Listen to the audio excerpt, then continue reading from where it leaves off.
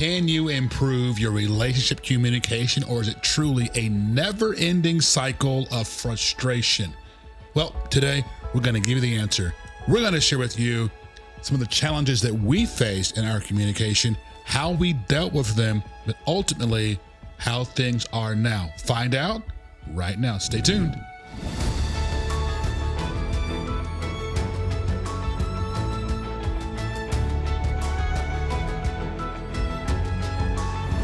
It's the Home to Haven podcast. Welcome, welcome, welcome. It's another episode, another week. We're so excited to have you here. This is the Home to Haven podcast. I've said that already, but it's okay because this is the Home to Haven podcast. It's the third time I've said it. It's your home for faith-filled content that helps you communicate in your relationship. We are the Turners, and man, we're so glad to have you along for today's topic. I see you've matched me again. Or did you match me is the question. We're not exactly the same, but we're in the same family of color. Yeah. It is October. It is the Breast Cancer Awareness Month. Everybody knows about that. Typically, I'm wearing my little... Yep, you got your little pin. My pin on. But I feel like whether it's breast cancer or... brain cancer or leukemia or stomach cancer, whatever people are facing, we kind of know people. Everyone listening probably has or knows someone who has dealt with or is dealing with this. And so we just wanted to send love to you. Our prayers and hearts are with you. If you are facing that, continue to stay strong. Amen. And God is a healer. And we just speak the blessing of the Lord over you, over your family member, or your loved one who might be dealing with that. Stay strong, and God is faithful, who promised He is good.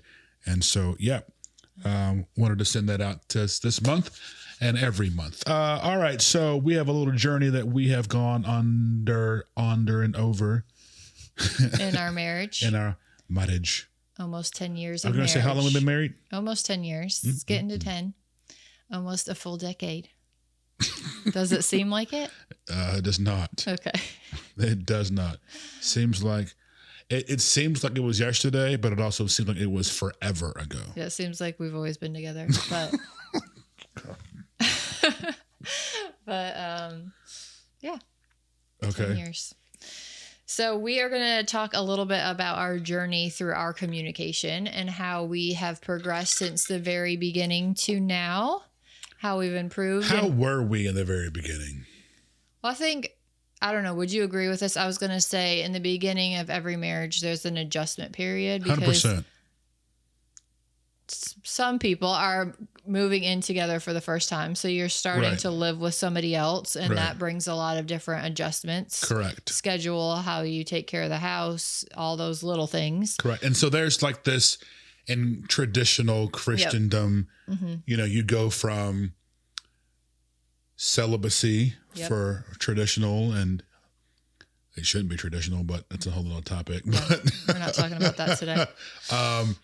You go from this single life to a full-blown serious relationship. You're married. And so it does take an adjustment. I think for me, that was one of the things that I had to do to improve our communication.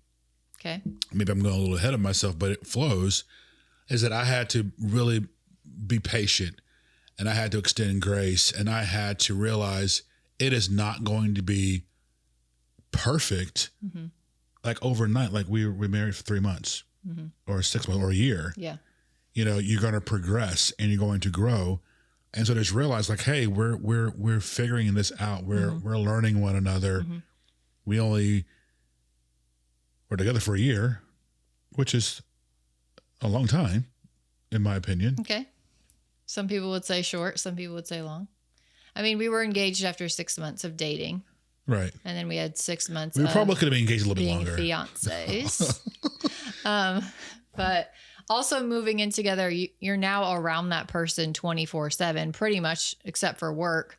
Whereas most of our relationship was long distance. Correct. So we had limited time where we were together, but now it was like every day you're coming home to that person every day, sleeping in the same bed as that person. So there's a lot more time as well. So making all those adjustments as newlyweds. And you do see things that you don't see when you're dating. Right. Not that it was hidden. It's just. Well, you see like the toothbrush or the toothbrush or the hair that's everywhere. Okay. And so those things affect your mood. Okay. If they let I've got hair in my coffee. What is this? Good morning. So that might affect your mood or how you respond. You might be a little snappy. Yeah. Like what? But so those things played a part into it, into our communication. So yes, I would agree that there was definitely an adjustment period. Okay. And so we were also adjusting to communication styles. Would you agree that communicating during dating is a little bit different than communicating once you're married? I don't know, man. That's a good question. I think it's a different level. Okay. I was definitely communicating with purpose while we were dating. Okay.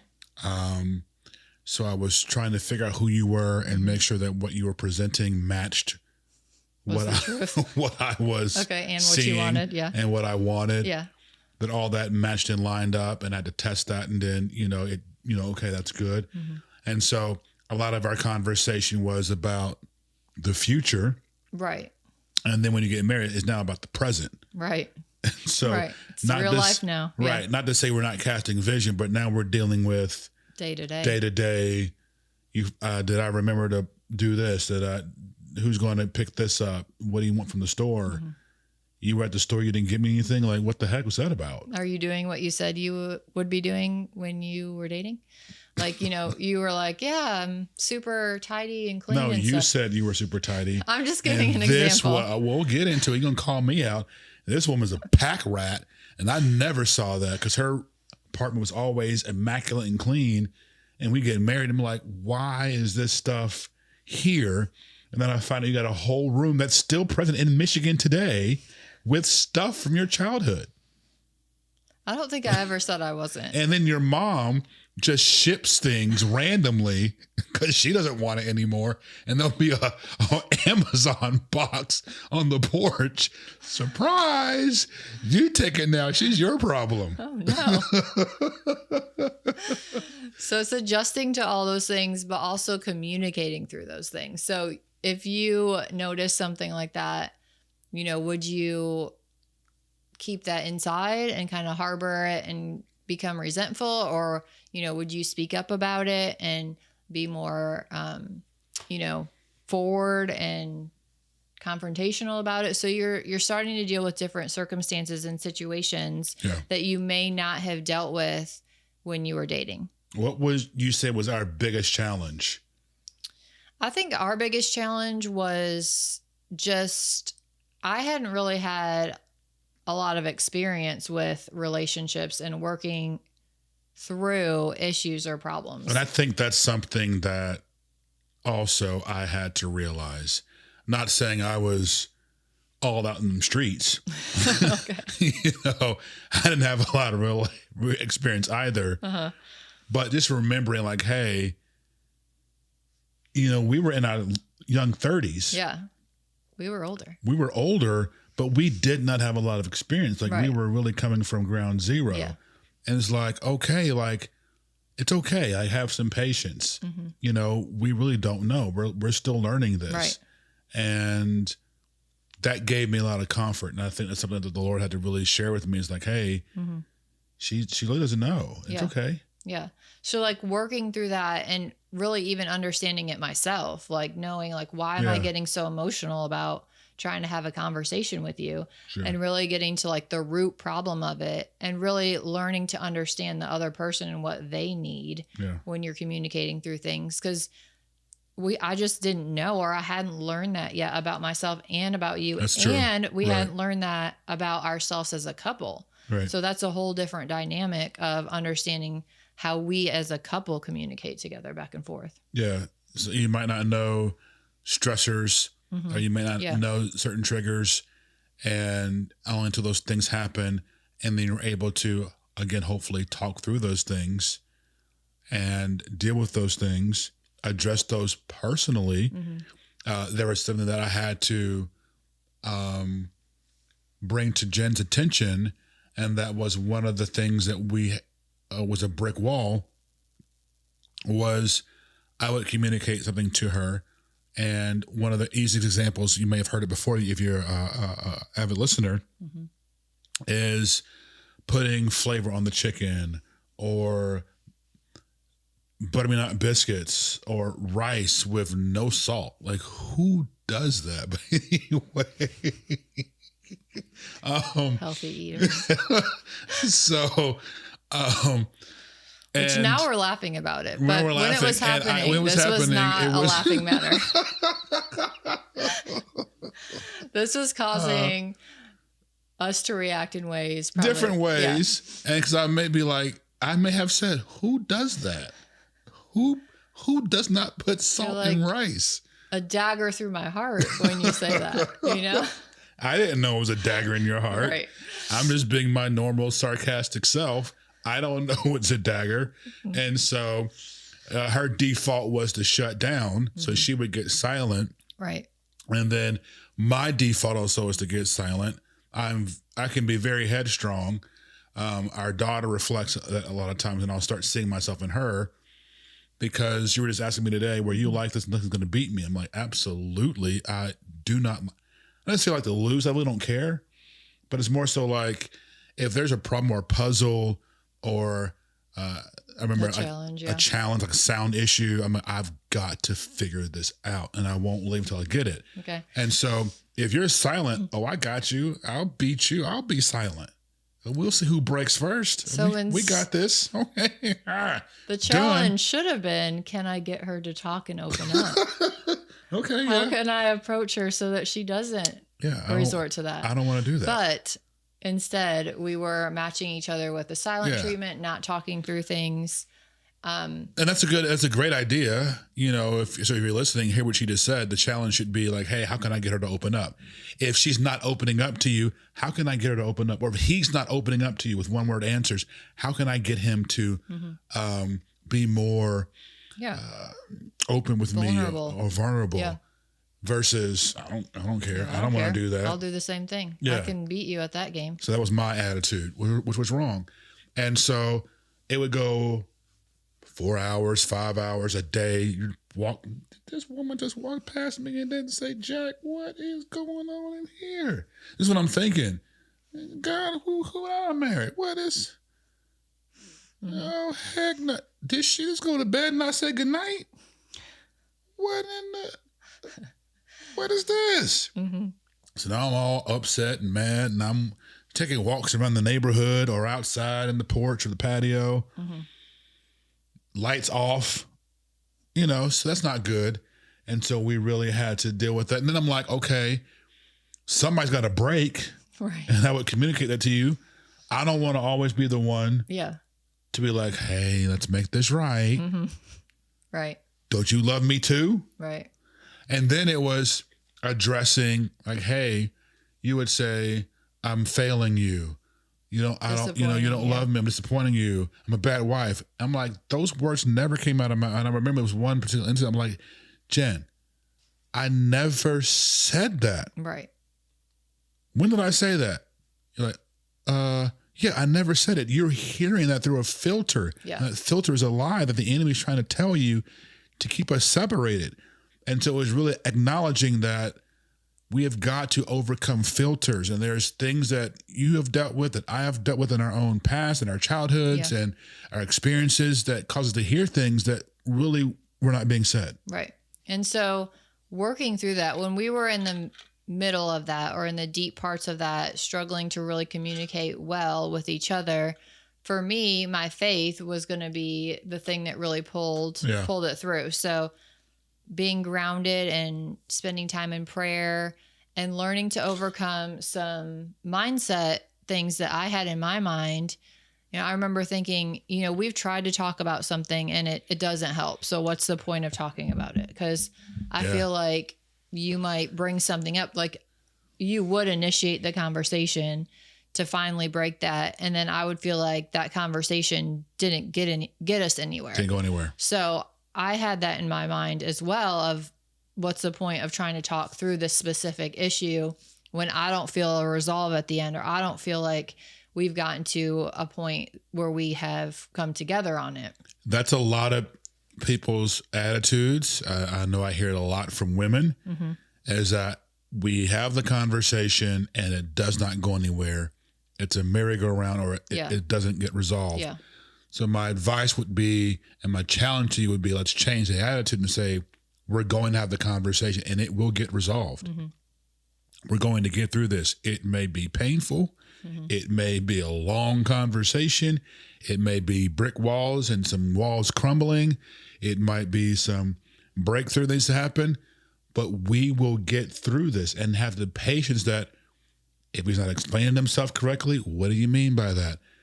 What are you saying? What are you trying to say? Okay, well, I need this. Okay. And as ugly as it might be, walk through it. Yeah. And really also understanding how God wants you to communicate and how he wants you to operate as a wife and a husband, because I would also fall back on things that I would think about myself. Like, well, I'm not good with words. Like I don't have great conversations. I'm not very verbally expressive. That's just like how I am. Or if you would say, oh, I'm just sarcastic, that's just how I am, you have to deal with it. Like, no, you can't just say that's just the way I am. You're going to have to deal with it, or that's just the way our conversations are going to be for the rest of our married life. Like, you have to look deeper into how does God command us to treat other people, communicate with other people, and really allow yourself to grow and change in those necessary areas. Like, be humble and realize that about yourself. And do not set your mind that that's just how it's going to be and you can't grow and change. I was going to ask you that. How then are we supposed to have, if I can't be like, this is me, well, how should I be? And you gave it, which is amazing, because if you don't know that about Jen, you wouldn't know that she is not a person who just talks. So a podcast where you talk is way out of her comfort zone. And so just someone who is submitted to the will of God, dropping wisdom nuggets is amazing to hear. So it's incredible what God will do with you, with your character, with your personality, with your communication, when you yield it to him and say, okay, how am I supposed to talk to this dude? Lord, how do I talk to my wife? And I've had to say, God, that's your daughter. You made her. You deal with her. You talk to her, because I can't right now. And when you trust that, and I trust, again, if you haven't heard the podcast about submission, go to it. Which episode is it? 46, 45? It was a few ago. Because if they're submitted to God, I trust God. I trust Jennifer to God. And so I trust that you can't just talk to me any kind of way, or treat me any kind of way, or behave any kind of way and get away with it. Yeah. When you're submitted to the Lord, first and foremost, you have to realize you're talking to God's son, or you're talking to God's daughter, and how you should still honor. You can still show honor and respect and love through these conversations, the tough conversations. There is a way to do that. And God shows you that in his word. Was I very sarcastic when we were dating? I think maybe joking, but I don't think you were ever sarcastic about me or things I did or my character. Like, no. you would never joke about my cooking or something. No. No, that's what I was asking, because am I still as sarcastic? Have I tailored it back? I don't think you're super sarcastic anymore. I think I had to realize that she does not like it, our sarcastic answer. Now that can be a part of my personality, but I've had to adjust that and tailor that back with my wife, because sarcasm can sometimes offend her, and I don't want to do that. So right, I don't mind sarcasm. If you're joking around about football or something, it was hurting me if you were sarcastic about our relationship or about my character or how I looked or something, because to me that's serious stuff. You shouldn't be sarcastic about that kind of stuff. Well, it's also, one of my protective defaults. It was If you're kind of, hurt, maybe. if I'm hurt, I'll throw a jab, or I have learned to be more direct. So, you know, I didn't have always the strength to be direct in my communication because I was really, Mm-hmm. I had a pretty strict home. Mm-hmm. And so learning to verbalize like, Right. hey, this is what I Yeah. don't like Yeah. versus, well, A passive aggressive answer Yeah. to just say what To you mean. undermine what you really were trying Right. to say. Yeah. You know, Yeah. just some kind, I'm trying to think of an example of what I've said or done that, you know, just go ahead and say you didn't like that versus, Right. Right. it's kind of, Yeah. it's kind of Drying. dry in here. This looks kind of funny. What do you mean? It's just interesting color. I don't like the shirt. Just, Okay. you know, just to say it, you know. Right. So working through that, did you find like one aha moment, or do you feel like we're always progressing and Always getting progressing. better? Yeah. Always getting better, always tailoring to it. And I'll ask like, hey, how are you doing? How am I doing? Are you happy? Why are you not happy? Are you satisfied? What can I do better? Yeah. What am I doing that you don't like? What am I doing that you do like? I ask those questions. Yeah. And again, when she gives the answer, you got to be quiet. Let her answer. Mm-hmm. Don't interrupt so that she feels safe Right. to give the answer. Mm-hmm. Because if I don't want the answer, don't ask the question. Okay. Amen. Don't ask it if you don't Don't want ask if you don't want it. So I want the answer, so I ask the question, so I need to be quiet and get the answer. And whatever the answer is, if I don't like it, I got to chew it and ask follow-up questions. Okay, Yeah. well, why don't you like that? How can I do better? it. Yeah. Really understanding. What do you need from that? Okay, I didn't know that. Are you sure about that? Oh, okay.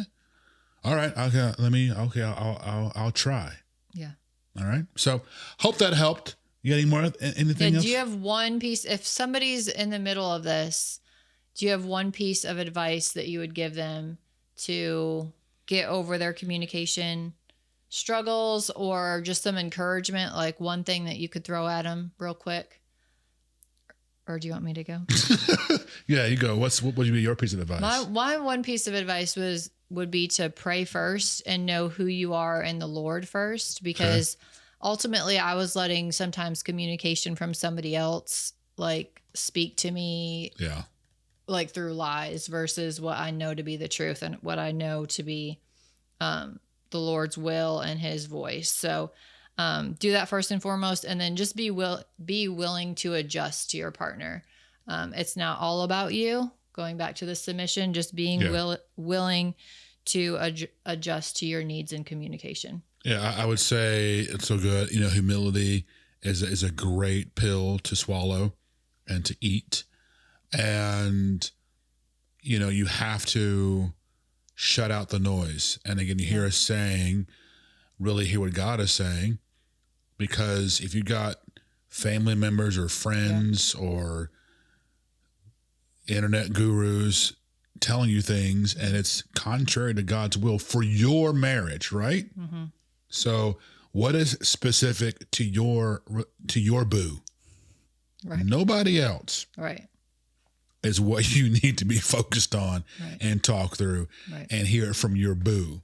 Amen. Versus everything else. We're giving you a blueprint and some roadmaps and some guidelines based on scripture. Yeah. And take that, but still you're going to be like, hey, what is specific to what you need and that we need to do together to get through this? It's possible. You can break the cycle. It doesn't have to be a road block, a brick wall. You have to want to get better. You have to want to understand. You have to want to and really believe that, hey, you know what? This woman here really loves me. She wants my best. And I've had to communicate and say, I'm not here to hurt you. And she's had to say, I'm not here to hurt you. I'm trying to be good to you. Yeah. I don't know how to do that all the times. So if you tell me how to be good to you, if you tell me what good looks like to you, I'll do it. Yeah. And I think we having those conversations and hearing that from one another was like, okay, I can trust this person. I can chill out. Yeah. And remember that she's not doing it intentionally. I'm not doing it intentionally. And that's really helped some things. Hope that helps you. If it did, let us know in the comments. You can always DM us on social media at Oakhaven Company, or send that message to hi, H-I, at oakhavencompany.com. We'd love to email, help you out if you have a prayer request or anything that we can do to support you in your journey, in your marriage, in your relationship. Maybe it's not perfect right now. Maybe you hit some roadblocks. Maybe you're in some pain. Maybe you're in some frustrated points. We'd love to just pray with you, put you on our prayer wall, and know that you are not alone, but that you have some cheerleaders in your corner who've been what you've been through and walked safely through the furnace to the other side. Now, one of the things that helped us was our 5 prayers that every couple needs. It really changed us and set us on a trajectory of when we became and started praying together. Mm-hmm. So we put together just 5 prayers that has 5 scriptures for 5 topics in your marriage that you can pray for one another if you don't know what to pray or how to pray, or you maybe do pray, but sometimes you don't stay consistent, or you're like, well, God bless him. I don't know.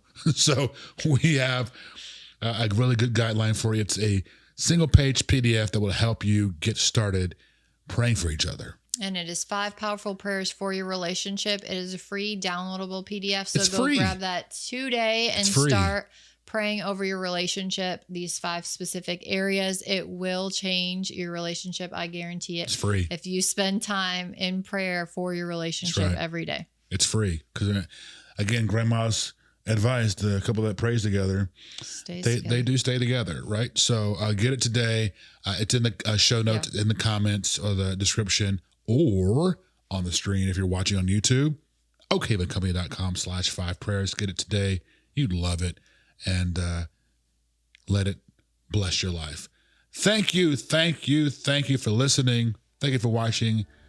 We love having you. We really do. We do. And thanks so much. Remember, if you got anything, like, subscribe, smash it, dash it, hit and stick it.